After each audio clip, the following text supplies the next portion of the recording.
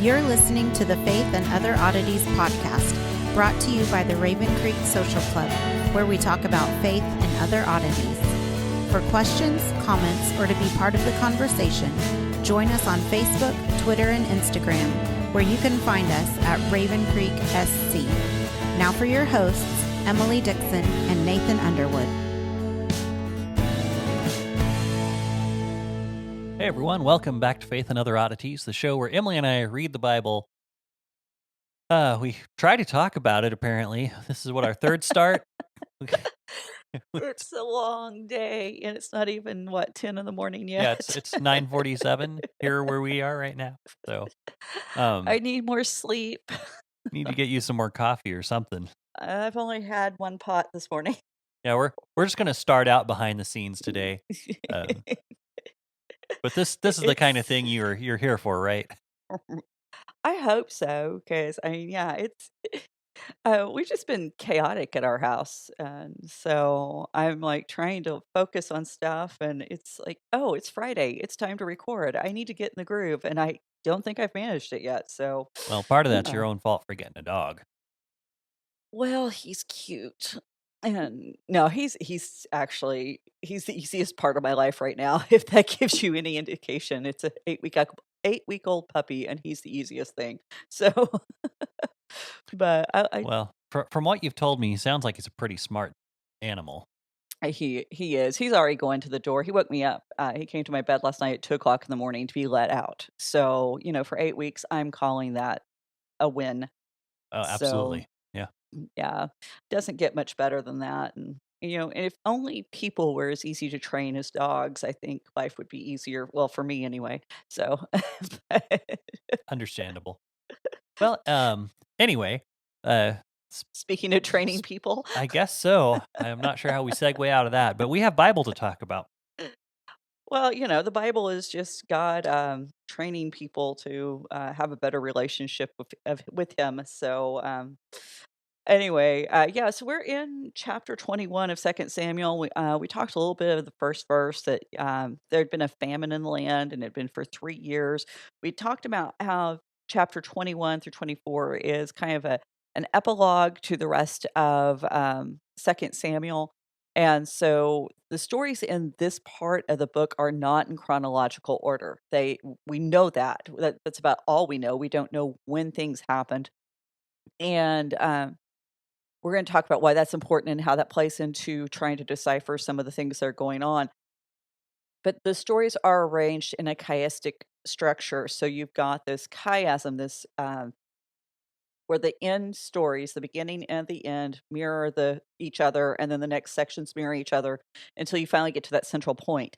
And so I just want to remind people that we're going to be going through this last part a little differently than what we would normally do. We're not going to do a linear run, chapters 21 through 24. We're actually going to do the first part of chapter 21.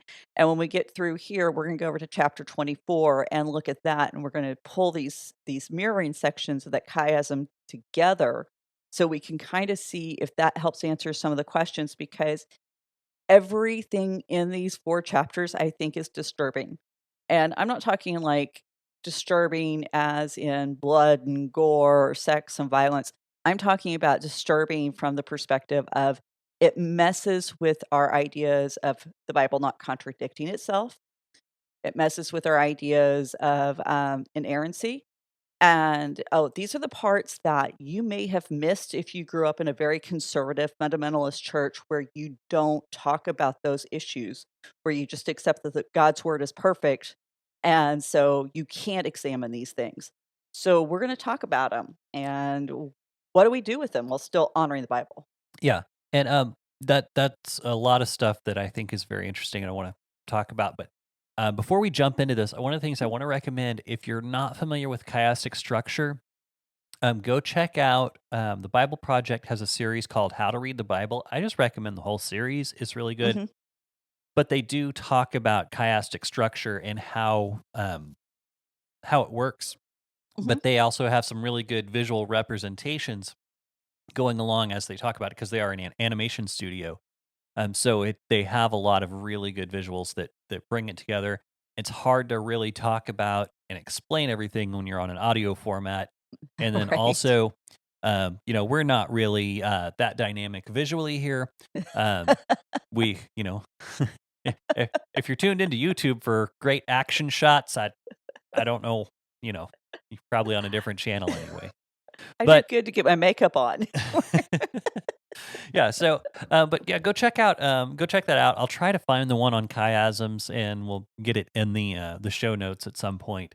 So At some anyone point. wanting to look at that uh can have a good way to visualize the way those are put together.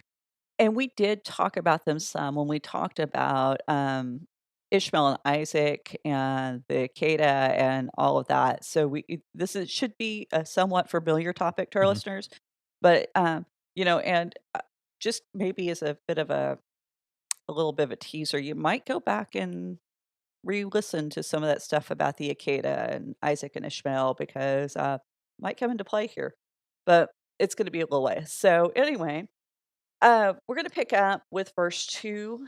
And basically, when David had gone to seek God, try to figure out what was going on with the famine, God had said that Saul had killed the Gibeonites, was basically what he said. There was an issue with that, and that there was blood guilt on the house of Saul. So, verse 2, David calls to the Gibeonites to speak to them. And I think um, this immediately calls into question. Now, we talked about Zamora had suggested that maybe this had happened even before David was a king. Now, the verse, I'm trying not to sneeze here if you're wondering why I'm doing.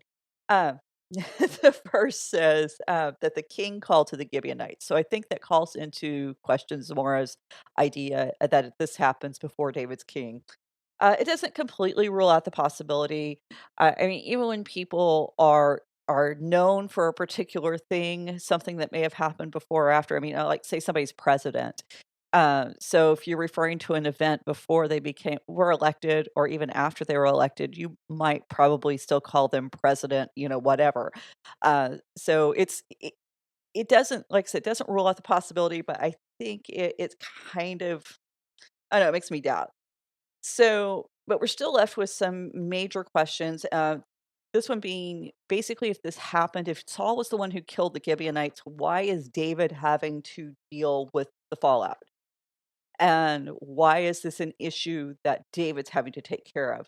So we're going to put that on pause and we're going to continue reading, and we're going to keep trying to get to the bottom of this because there's a lot of pieces here that we just haven't got good answers for with a very surface reading. It says, now the Gibeonites were not of the people of Israel, but of the remnants of the Amorites. So it's interesting that the writer takes a moment to very specifically tell us these are not Israelites. They're not people of David's nation. They are remnants of the Amorites. And he gets very, he wants you to know this. You need to have this in your head. This is going to become something that's important in the story. Anytime the author takes time to make these very specific points, we need to be paying attention. Because if you remember in the rest of Samuel, whenever you get these introductions to different nations and different people with these kind of nationalistic identifiers, we aren't always given this kind of background information. There's not always a specification. There's a lot of questions among some of our heroes, even whether or not they're Israelites who lived in the area where these other people had lived previously, or if they are, an Amorite or whatever. So this is very interesting that now we've got this clarification, and and it kind of makes sense too from the idea that the Amorites or the Gibeonites, they had lived with the Israelites ever since the Canaanite conquest. And I remember back we talked about the Canaanite conquest. Joshua had made this oath with them. So if they had been living alongside um, the Israelites for this long, some of the Israelites may have forgotten, hey, they aren't part of our nation. They're Mhm. they're outsiders. So to stop and make this distinction could be very important. And then you've got the Amorites. Well, you got to remember who the Amorites are. The Amorites are one of the people groups that originally the children of Israel were told that you have to drive out of Canaan. They were not supposed to stay in Canaan. and the Gibeonites had fooled Joshua into letting them stay. And so this is one of those moments where we're getting a lot of information that requires us knowing some background and some history to put into place. And it also helps us understand maybe why Saul would have decided that this was an appropriate action. They're not us. They're other. They're outsiders. They don't belong here. We Okay. need to purge the land. So continuing on, and it says, although the people of Israel had sworn to spare them, Saul sought to strike them down from his seal for the people, sorry, down in his seal for the people of Israel and Judah. So we have the allusion to the oath that Joshua had made, which is why. And You, I find it interesting. I'm gonna latch on to something here, and I'm not sure if you were planning to go on this, um, okay. but it says in his zeal for the people of Israel. Hmm. Okay, so really interesting. This is kind of one of those weird stories that is I don't really tell these very often. Not Okay. not this type of story. So shortly after Mickey and I got married, we were trying to find a church to plug into, and during that time, there was a very popular sermon message going around that I had heard of. Well, I say very popular. I had heard it more than once from various places. That basically this idea, and it's very popular in charismatic circles. That it's kind of this we have to have zeal if we're going to accomplish what we want to accomplish, and it doesn't matter if we're doing it right or wrong. As long as we have zeal, the Lord's going to bless our plans. So what's really funny about this is so this particular morning, and if anyone wants to ask, Mickey can verify this. We got there early. We chatted with a few people. We didn't realize apparently they had changed their service times, so we kind of had some time. I was sitting out in the lobby, and I was just kind of writing in my journal a little bit, and got to reflecting on how much I get really irritated by this whole message. That's basically it ain't what you do, it's the way that you do it. Which is great song, but terrible theology, right? Uh, so and then that same day, literally right after writing this, we go into the service, and that is exactly what the message is about. The entire message was about zeal. And I'm looking at this and I'm going, it's kind of funny. Here we've had at least two examples where someone's zeal has kind of put them in a bad position. Hmm. Hmm. And you got Saul Hmm. just now, because to me it seems like he just kind of went overboard with what he was doing, is what I hear in this message. And then Hmm. you have David bringing the ark back. Hmm. He let himself, and I'm not trying to just be like anti-emotional, or because I Right. know that emotions play a part in being human, and there's a good way to express them and there's a wrong way to express them. But it seems like there's a couple times here when the Bible's talking about zeal that really bad things are happening. Well, we're supposed to be in control of our emotions. Our emotions are not supposed to control us. So, Thought I'd but turn that but I off. oh well, that's okay. But I find it interesting that that was such a popular message for a time that Mhm. whenever you actually look at the couple of these examples, and I'm wondering if there's more. And of course, the passage the person used, I know we'll get to it, is the one where the prophet told the king to strike the ground, and he Mhm. tells him, "Well, if you would have struck it more times, then you would have gotten this," or and he saying, because we don't, basic. Anyway, then of course he used the lukewarm Christian analogy, and uh, but we should move Well, on. Oh but no, no, go ahead. I think this really does. It plays into because when you were trying to figure out when this happened and why did it happen, because we're not told anything other than this Saul has this zeal for the people of Israel and Judah. And, it's a very unsatisfactory answer, really. I mean, I suddenly just want to go kill people because I love my people so much. I mean, that's just ridiculous and is so counter to everything that we've been shown before.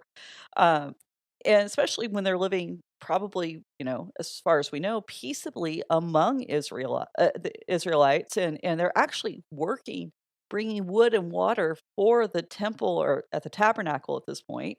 They've made a treaty. They're living in peace as far as we know, and so it's just like so weird that Saul would do this until you take into consideration the character of Saul. And what does Saul do?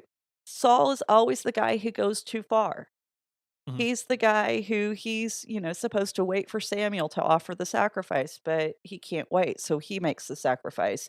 He's the guy who, um, he's gonna make the rash vow. He's overly religious. We talked about this when we were talking about First Samuel. He's overly religious. He loves the forms. He likes to take those ritual things and just go a little too far with them. And so you can kind of see this in Saul that he would go, well, they didn't take it far enough when they made the conquest, which he was correct as far as these were people who should have been driven out. But since there was an oath, that oath needed to be honored because the name of the Lord had been invoked and the oath Mhm. had been made in the name of the Lord. And so it's Which is kind the of definition of taking the Lord's name in vain. precisely. Precisely. And so, you don't get to do that. And so it's really it's a difficult story to try to put in place unless you know the character of Saul, I think. But then, even that still kind of leaves you wanting. And I think really the point is the writer doesn't care about the specifics of the story. The writer cares that you get the point of David's story because that's really who the story is about. Yes, Saul did this. Saul's a major part of the setup, but we don't really care about why or how or when Saul did this. What we care about is what David's reaction is to what Saul has done and how it's impacting the kingdom he's taken over. And so, you know, there are a few interesting ideas about what may have happened. And I wrote them down because I just, like I said, I thought they were interesting. Uh, One is that Saul thought that the Gibeonites were basically stealing an opportunity to serve the Lord by being the ones who carried the water and the wood, so he wanted to be able to restore that joy to the people of Israel. Um, That I've was been actually part of what I thought of. Uh, that's Saul. I mean, it totally makes sense with the way his mind works. Another possibility is that when Saul killed the priest at Nob, remember that was a big deal. David had gone to the holy place where the Ark of the Covenant was. The priest had given him the showbread and the sword of Goliath. And Saul was so angry he had all of them killed. And so some say that at that time, because the Gibeonites were there at Nob, that they were kind of collateral damage in the attack. That makes sense on a certain level. Another is that whenever he attacked the priest at Nob, basically he cut off the livelihood for the Gibeonites. And since they no longer had work, they no longer had a way to support themselves, and to take somebody's livelihood, according to the Talmud, is the same as taking their life. And so that's a really interesting thought on how we deal with people. But anyway, what we do know for sure is that it happens at some time. We really don't know how or why it was happening. The writer doesn't care, and evidently he doesn't think you should care. He wants you to focus on David. So, verse 3. And David said to the Gibeonites, "What shall I do for you? How shall I make atonement for that you may bless the heritage of the Lord?" So, Robert Alter, if you don't have a copy of his Bible, the translation he made of the Bible with the commentary, just get it. As of right now, it's on sale like a crazy good discount on Amazon. You won't regret it. But he is so good at looking at the forms and the patterns and the structures of the way people talk and the way they're presented, And one of the things he picks up on in this speech is this is not how the David of Samuel has spoken before. The David of of Samuel is very eloquent. He speaks kind of in these very ambiguous phrases. He does not lock himself into one position because he is very politically savvy. And so now this guy with talking here, I mean, this is very straightforward. This is very humble. This is not the David we've seen before. So Alter sees this as evidence that this section of Samuel was definitely written by somebody else. We talked about how that phrase that opened this passage, that David went to seek the face of the Lord, not to inquire of the Lord, was also evidence that this was a different writer. And it could be the Bible never says Samuel was the one who wrote this. This was imposed by tradition. And if you want to look at some other theories about who wrote Samuel, how it may have come together, we talked about some of that at the beginning of this series. So you can go back and listen to that. But you know, this really begs the question: why is David having to atone for Saul's actions? And that's really kind of at the core of this whole passage. Why is David doing this? Why is he the one addressing a wrong done to Saul? And one very real possibility is that when we're looking at the structure of a nation, even though the person who is king may change, they're still the king. They're the Hmm. king of that nation. They're still representing that God. And so just because Saul is no longer king, the king of Israel is still present. Hmm. So it is David's problem. And, we see this every 4 years. Somebody else gets voted into office and they have to fix the problems that the last president fixed. And it happens every year. And if the last president did something that is working out to be good under the new president's administration, the new president claims credit for it. And if it works out badly, the new president says, "Well, it's his fault." So it still happens. Hmm. And I don't care. Like I said, not taking sides or making any kind of political statement. This happens every single time, um, or at least it seems to. Let me put it that way. I mean, it's So happened every time I've seen it.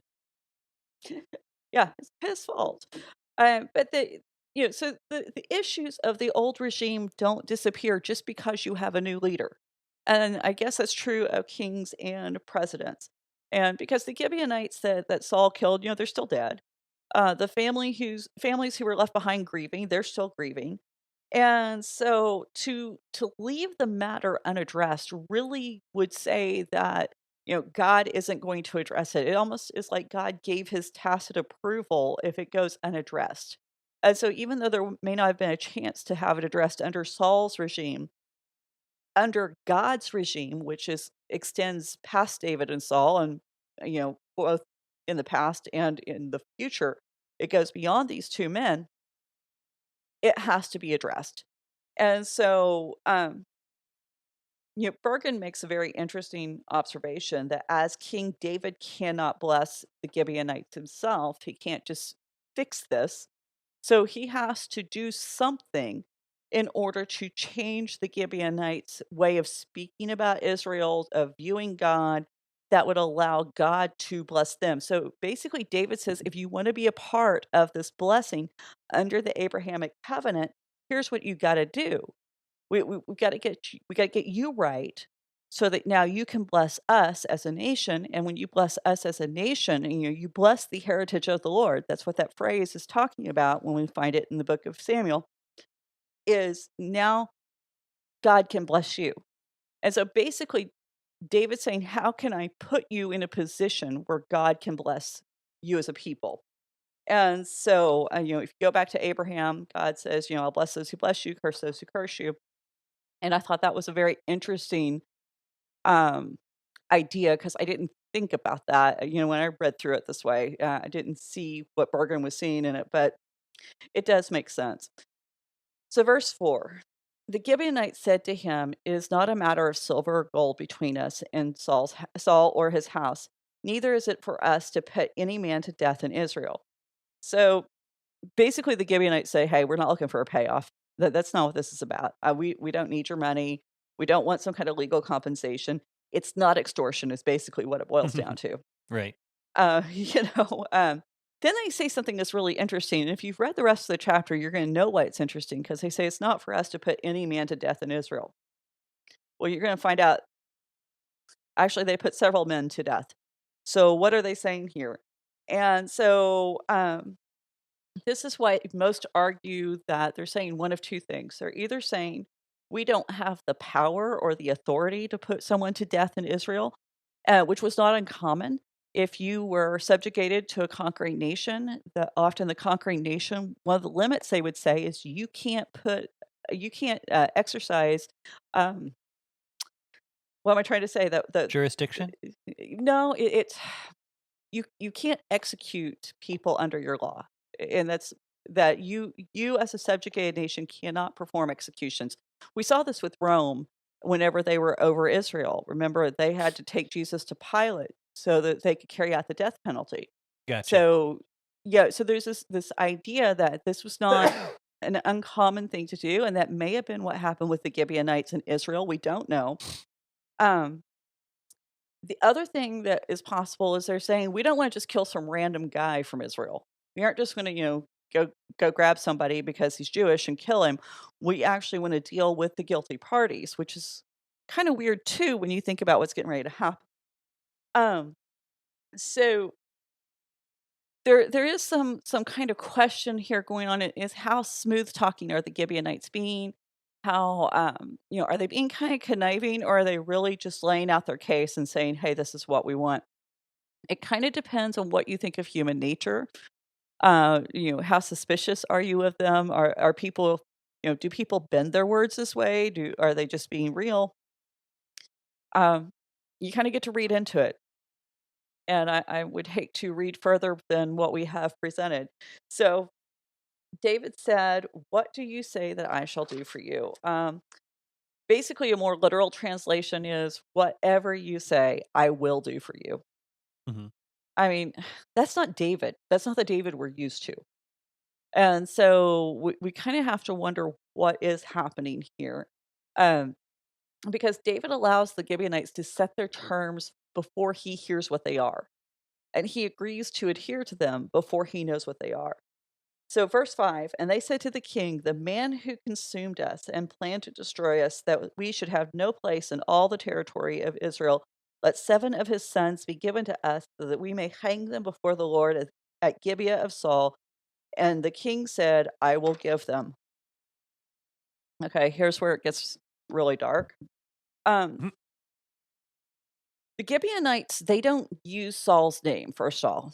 And we've already seen how whenever somebody doesn't use the other person's name, that this is kind of a term of contempt.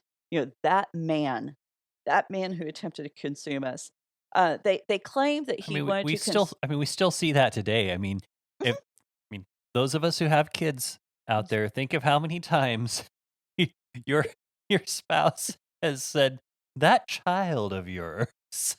It's we do this. We know what that means.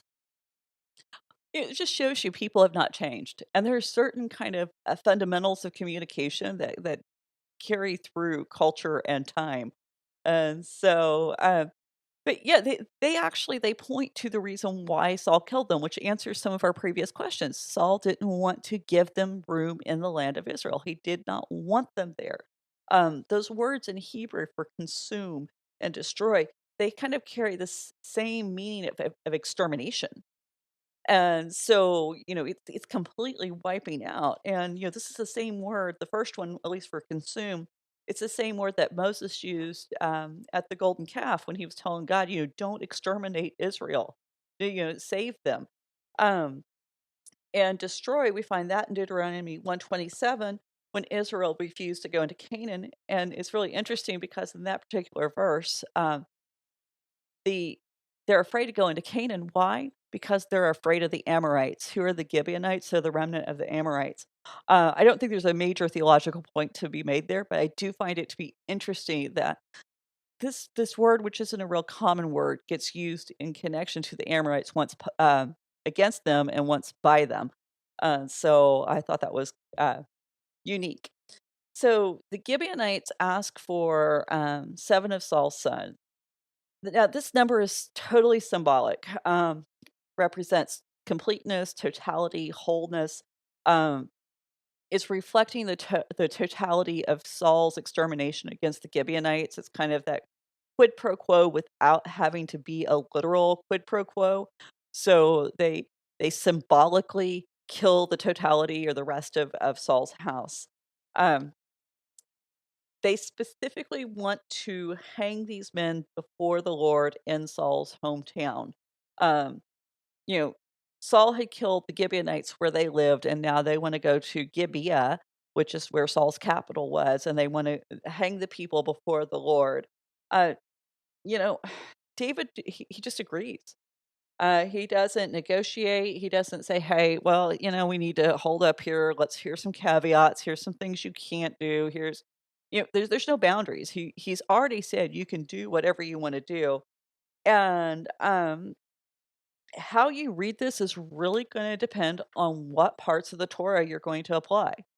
And this might be disturbing for some people because it's going to seem like there's a lot of contradiction here. And honestly, there is. And I just want to lay it all out there because when I was reading commentaries on this, one would like, "Oh, David was completely right because here's why, and here's the verses he used to support this, and the reasoning and the rationale." And then I could pick up another one, and they would say, "Well, he was completely wrong, and here's the reasoning and the verses and the rationale to show you this."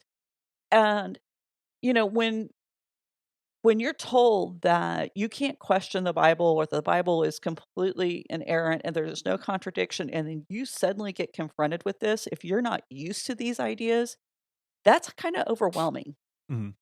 And I know that even when I was in seminary and, went to Christian colleges, I would have friends and other students who the minute they encountered something like this, man, their faith was just decimated Mhm. because everything that they'd been taught was just being completely ripped apart, and how in the world can they trust God's word if there are these problems? So we're gonna look at what the problems are. I don't have a great answer, so let's just get that out there right now. Um, I'm still putting things together. I'm still trying to formulate what I think might be a solution. But honestly, in everything I'm reading, I'm not coming up with anybody who does have a great solution of what to do with this particular instance in David's life. And so all I can give you is both sides of the argument, and I'll let, everybody wrestle it out for themselves.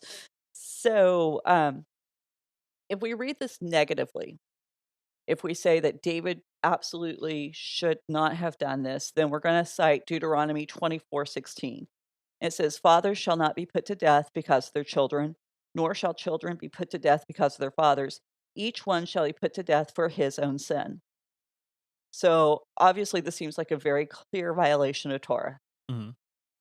Deuteronomy 21:22 through 23 says, "And if a man has committed a crime punishable by death, and he is put to death, and you hang him on the tree, his body shall not remain all night on the tree, but you shall bury him the same day. For a hanged man is cursed by God. You shall not defile your land that the Lord your God has given you for an inheritance." And we're going to find out later that these men, not only are they being taken to be hanged, they are actually left hanging for a period of time, and we'll talk about how long that was.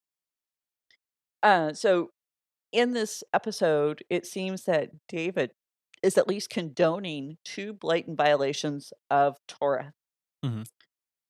Now, this might be one of the reasons why the writer makes such a point about the fact that these guys are not Israelites. That the Gibeonites, they're not Israelites, they're not under Torah. So therefore, they can do this. There's no violation of their law to do this. But David's participation is still very questionable. And why wouldn't he stop this? Now, if you want to read this positively, then you're going to cite Exodus 21:33, Leviticus 24:21 through 22, Deuteronomy 19:21, which all of these passages call for a life for a life. So if there has been a murder, then you are to invoke the death penalty. You do not allow a murderer to go unpunished, not a malicious murderer, because people are created in the image of God, and so people don't get to violate that image of God without there being some kind of consequence. And this does apply for sojourners who live among Israelites, and absolutely the Gibeonites who had been right there with the Israelites with this treaty, they were sojourners and they were under that same law. But now the question is, if they're under that part of the law, are they under the part of the law that says that sons should not be killed for their father's sin? So this is why there's so much debate and argument and I guess that's really not even correct, because there's not even a debate. It's just one side saying I'm right and the other side saying I'm right. And A lot they're of not times, even interacting with the material right. with the other person. Yes, exactly. There's no kind of understanding between them, and, a lot of times when I say things are debated, there is that interaction. There is that room for conversation, and that's one of the things I love about the academic circles is there is debate, and there is this ongoing, back and forth that happens until there is some kind of understanding that everybody can kind of be comfortable with, or, they believe is correct, even if it doesn't make them comfortable. Um and so with this, that's not even happening. So, we'll continue, and maybe we can find some more answers as we get further into our story. But the king spared Mephibosheth, the son of Saul's son Jonathan, because of the oath of the Lord was between David and Jonathan, the son of Saul. So we know who Mephibosheth is. We talked about him previously. That is Jonathan's son.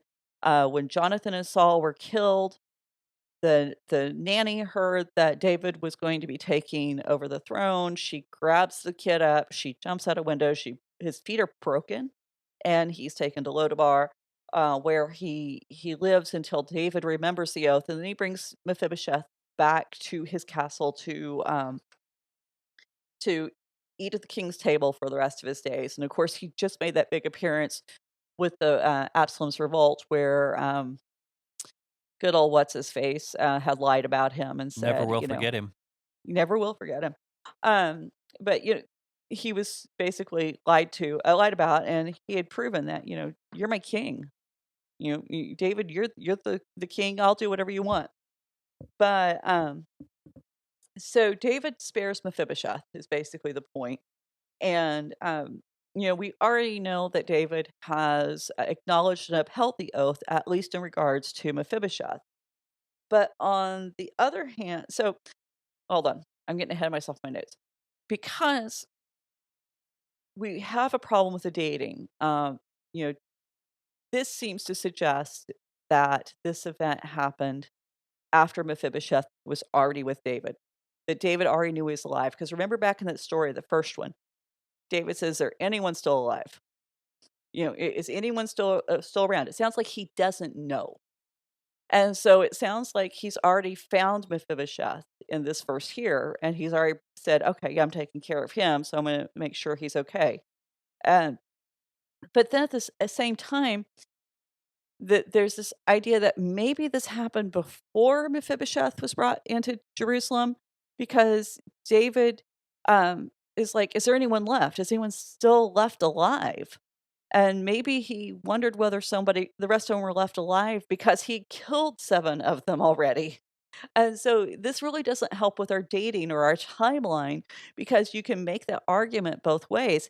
And also, if you remember back when David was fleeing from Absalom, remember Shimei came out and said, you killed everybody from Saul's house. You're a bloody man, and, how dare you? And you're an awful man who stole the throne. Shimei could have been referring to this. Hmm. So so I the verse answers absolutely nothing, is basically what I'm saying. We got arguments, both ways. So in verse 8, David takes 2 sons from Rizpah, Armoni and Mephibosheth. Now this is a different Mephibosheth, but it is kinda interesting that he does kill a Mephibosheth, which kind of some of the sages and scholars have kind of read into a little bit of a vicarious action that David did wish Mephibosheth to be dead, the Mephibosheth in his courts to be just as Mhm. dead as the rest of them. So that is interesting. And then he took 5 sons from Merab, Saul's daughter. So these are actually Saul's grandsons.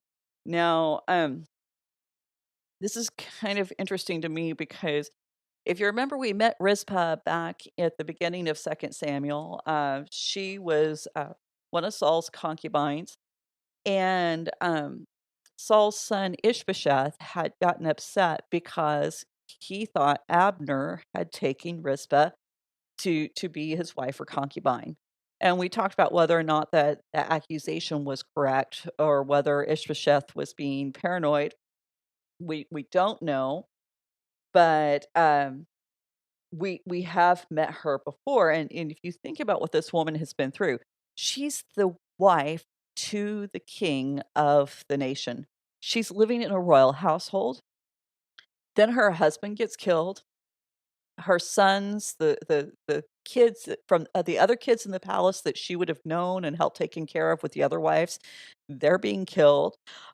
She's probably having to flee for her life. She's become a political pawn between Ishbosheth and Abner. If Abner had taken her as a wife or concubine after Saul's death, she's lost a second husband. Uh, this woman's been through it, is basically what I'm saying, and she's managed to survive. So she's not somebody to be taken lightly.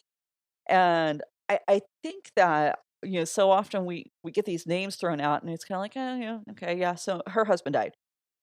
It's a big deal. Okay.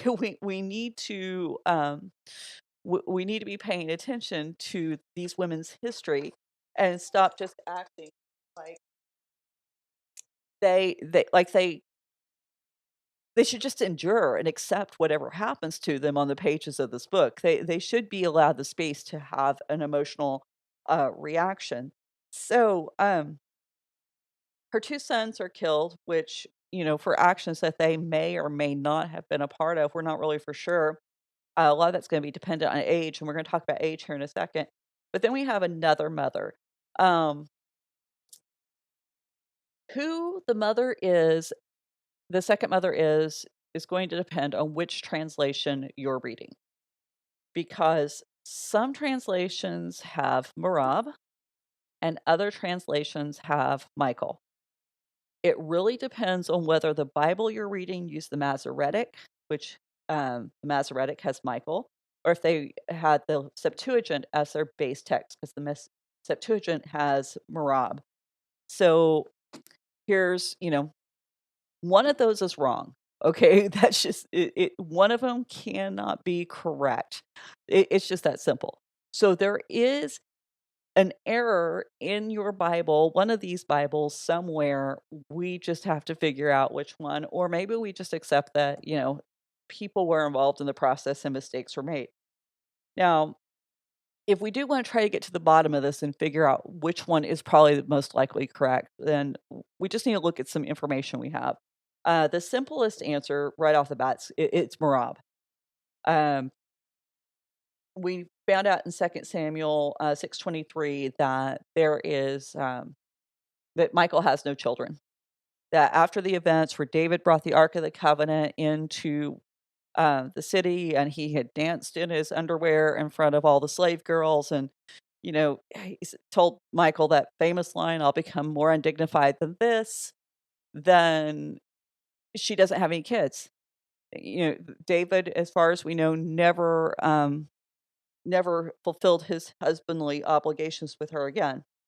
We also know that Adriel the Mahelethite, who is said to be the husband of this particular mother, is listed as Merab's mother in 1 Samuel 18:19. So I think that basically we have a scribal error, that the person writing the Masoretic text was thinking, oh, it's one of Saul's daughter. It begins with a mem, and Michael is the most popular, and so he just put her name in.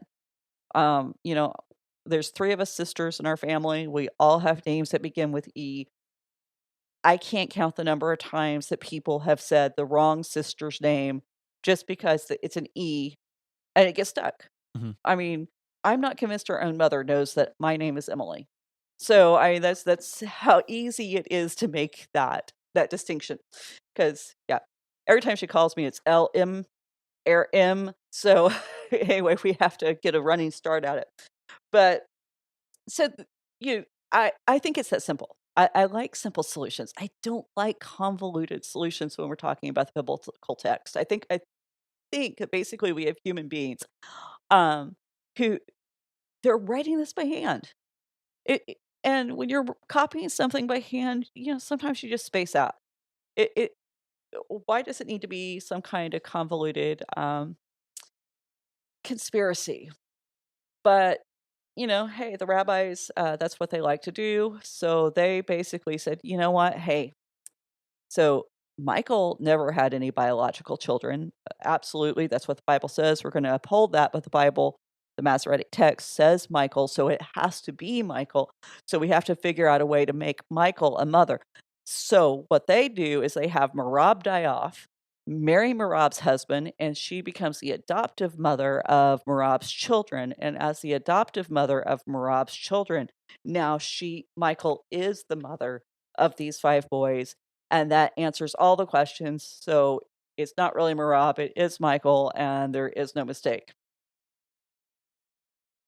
I think that's working a little too hard, honestly. And it doesn't make sense from the perspective of Michael was married to David. What's the one thing we know that happens that does not happen according to the books of Samuel? The wives and the former wives of a king are not just handed off to some random guy. You don't get to just marry off these women to somebody else. So if David's still alive, Michael is certainly not going to be handed off to another man. Matter of fact, when she had been married off to another man, what does David do? He goes and gets her. He has her brought to the castle. He returns her back to his home because you cannot have the wife or the one time wife of the king off living with some other guy. That's a political statement no king can afford. So Mhm. that's the reason why I am a fan of the simple explanation. It keeps up with all of our cultural conditions, terms and conditions, but at the same time, it just makes sense.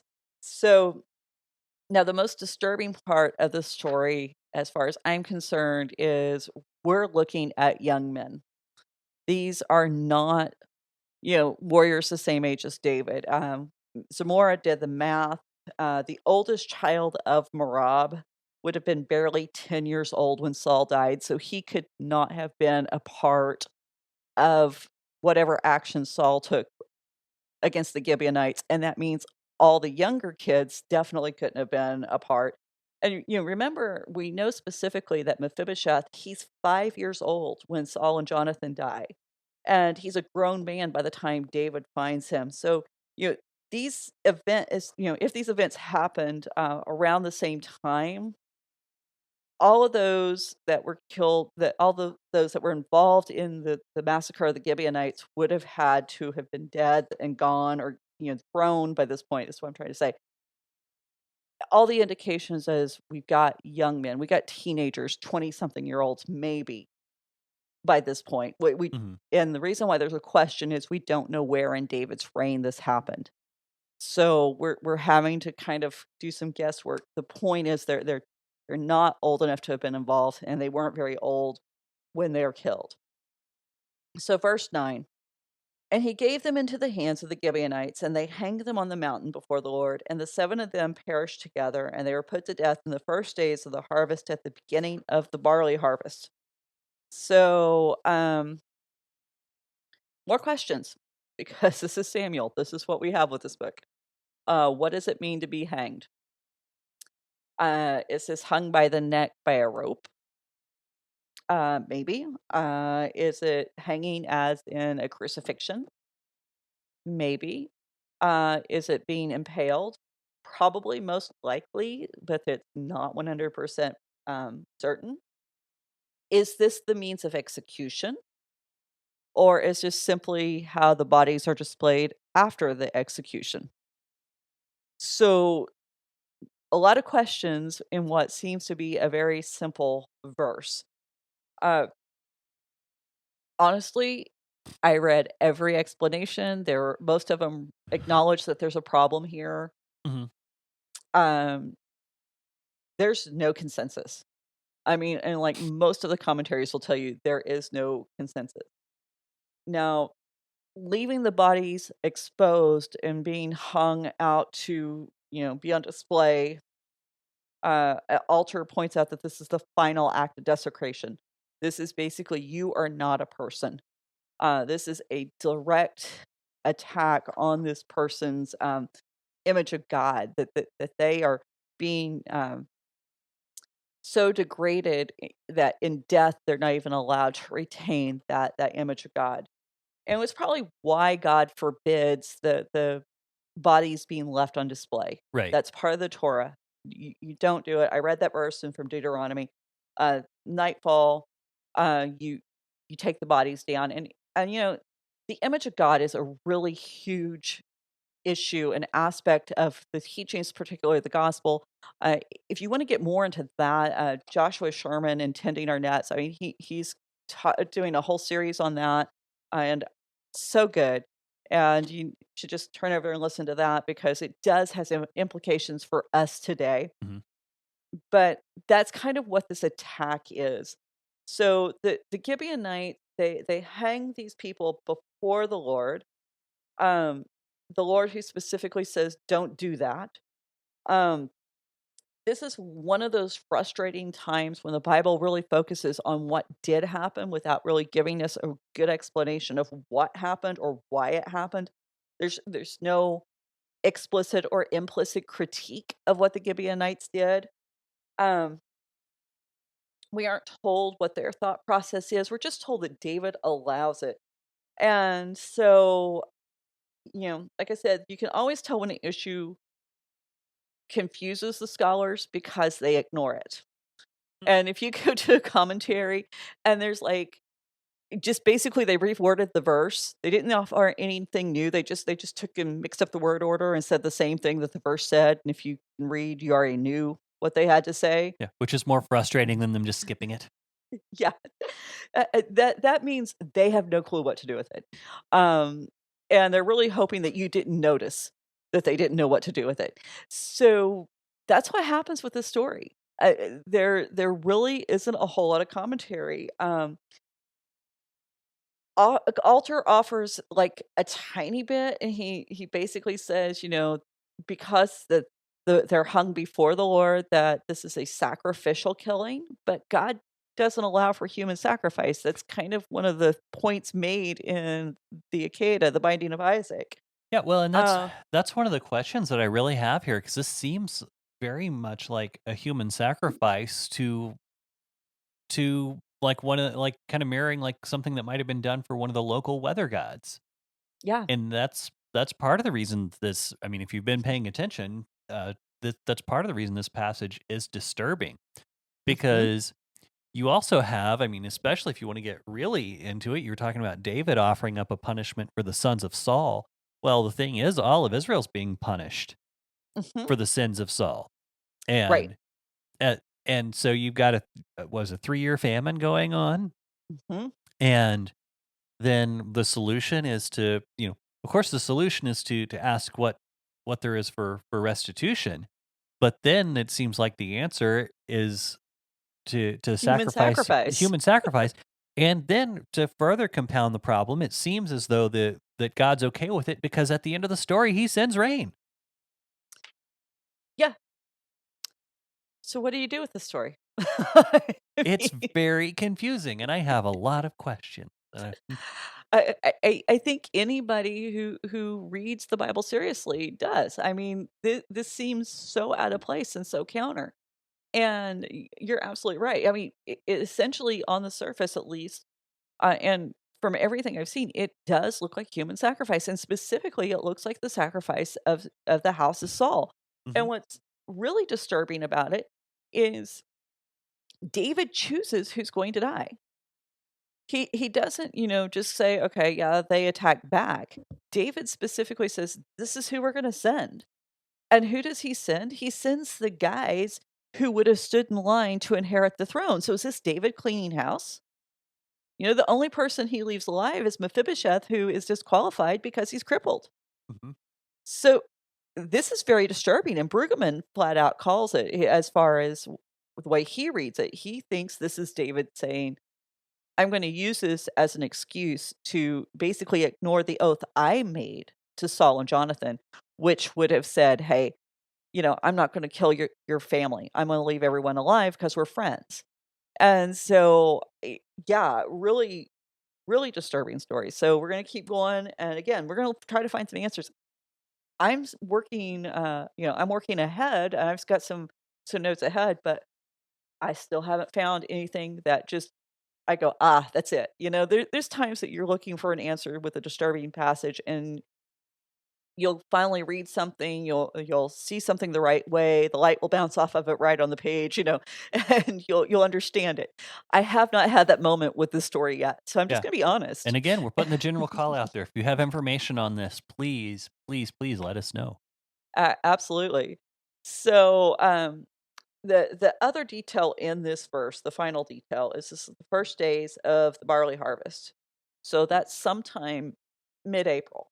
Okay, so this is important because we're going to have a timeline here that is also debated. So we need to know what we can set us, what parts can we avoid debating, and what we can avoid the debate on is this is mid-April.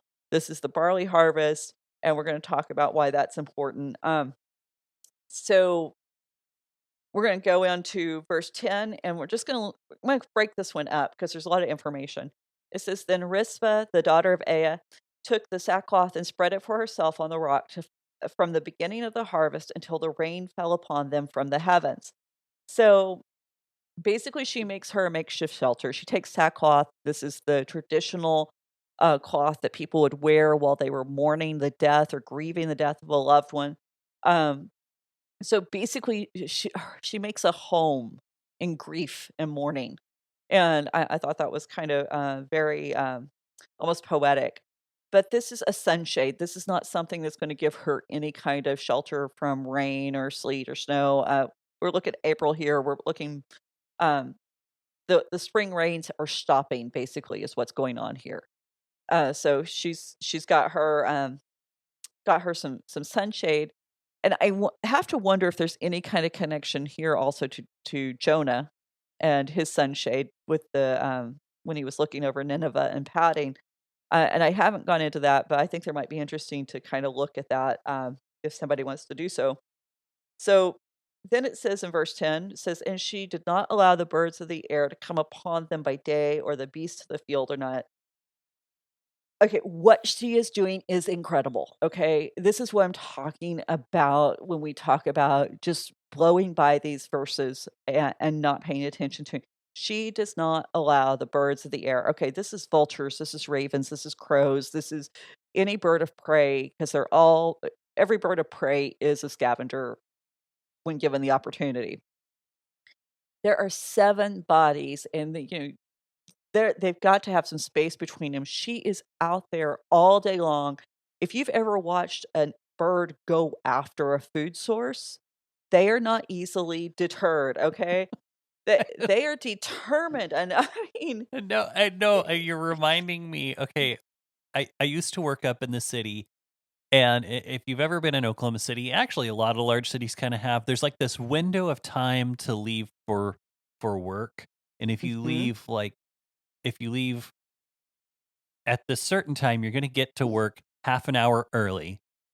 If you leave 5 minutes later, you're going to get there 15 to 30 minutes late because of traffic. Mhm. I mean, that's just how it works out. So I used to go and sit in the parking lot and watch or read a book usually. But one morning I got there and someone had left an entire pizza in the parking lot.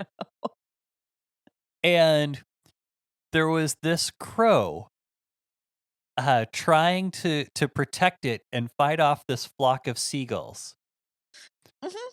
And it was so funny, and it was actually a couple crows, and the and it was funny because one of the birds would, come up on it, and then another one would sneak up behind it and pull its tail feathers, and that bird would swoop around, would spin around, and then the other bird would go in and grab hold of a piece of pizza while that one was distracted. And at one point, I look up and there's a seagull flying by with an entire slice of pizza hanging out of its mouth, and it was just one of the funniest things I've seen. Um, so yeah, if you've it- to if you've ever seen that happen, it is quite amusing. Um, it's Probably not so much in this context. well, Y yeah, but y yeah, this is but probably very, but the birds are very aggressive. Is I think the point that we're trying to make, and yeah. not just with each other, but I'm sure they would even they even would get on some people too. They tend to be Well, aggressive. I once rode up on one of the hawks had killed one of our grandmother's chickens, and I rode my bicycle up her driveway and was there in time to see the hawk on the chicken, and I was trying to like save the chicken, and that hawk was completely trying to take me on. I mean, this is a wild bird, and he's got his wings spread out, and he's making noises at me because how dare I try to? I mean, I was probably like 8 or 9 at the time, so not too intimidating, Well, and but grandma kept the chickens well fed. Those were some mhm. that would have been a pretty good meal for that hawk. Yeah, for, like, weeks, Yeah. and so, these birds are I mean, this is not, this is closer to Alfred Hitchcock's birds than Sesame Street birds is pretty much, this is so and for 7, to do this with 7 bodies, sh this woman never stopped. She could not have stopped. Anytime she would have taken a break, they would have been right back in there. But then the beast at night. Okay, we're talking bears, we're talking lions, we're talking leopards, we're talking actually a whole host of wild, large cats that live in this area, jackals. I mean, she's not running off rats or mice, she's running off serious predators. And, remember, David convinced Saul, hey, I can take on Goliath. Why can I take on Goliath? Because I faced these animals. This is what makes me a great warrior. And so here's this woman who is basically doing what David did for the sheep, and she's doing it for these loved ones. Because even though Merab's sons were not her sons, they would have been her half grandsons. I mean, they're still part of the family. She probably would have known them, and so David is taking on a task. I mean, sorry, Rizpah is taking on a task that's on par with anything David has done as far as taking care of being a shepherd and watching over flocks and defending the vulnerable and the helpless. Mhm. And so Bergen actually says Rizpah represents perhaps the supreme expression of maternal loyalty in the Bible. And we're going to talk about why she did this because her primary goal and what she's doing is she knows she cannot stop the flesh from rotting. That's not what she's trying to do. She's trying to preserve the bones. Preserving the bones is a big deal. And so we're going Yeah. to talk about that, and we'll talk about that more in the next episode. But I just man, this woman. I just think it's too easy to read that and go, okay, she kept the birds away, she kept the beast away. No, she was keeping serious predators away. She was working hard. And how long did this last? Because there's some good indication that it could have actually been a matter of months that she did this. And we're going to talk about whether that's a correct reading or not, and how that's going to impact how we view what's going on here. So, anyway, I'm going to call it quits right there. And we'll finish up the story probably next week. And then we're actually going to look at chapter 24 some too. So, see if that helps us understand a little better. Okay. Well, that seems to work. I So hope so. I We'll give hope. it a shot. Yeah. Well, there's definitely lots to think about here. I still don't have all my questions answered that I wanted answered, but maybe you'll I find them don't between either. now and next week. So, I hope so. I mean, You're good with that. Do that in a week, where people have been arguing for centuries. Just wrap it all up. Sure. Yeah, no, not a problem. No pressure. I got it. So, all right. Well, hey, everyone out in the internet world, hopefully you enjoyed this. And if you did, please share this with a friend. Write us a review on iTunes, Stitcher, wherever it is you get your fine quality or other quality podcast. Let people know what you think. And in the meantime, if you want to be part of the conversation, hit us up on Facebook or Twitter or Instagram at Raven Creek SC.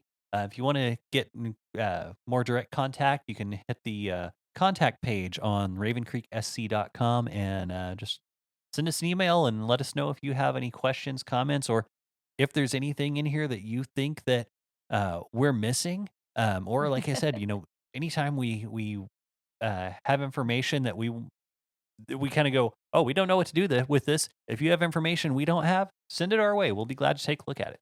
Absolutely. So, I'm always loving new information yes, about most things. fair enough. So that being said, thanks for joining us, and we'll see you next time. Thanks. Bye. Bye.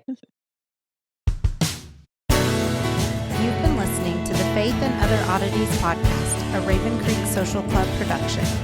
Don't forget to follow us on Facebook, Twitter, and Instagram. If you like what you've heard, please write us a review on iTunes or consider supporting us on patreon.com/RavenCreekSC. As always, thank you for listening, and don't forget to join us next week.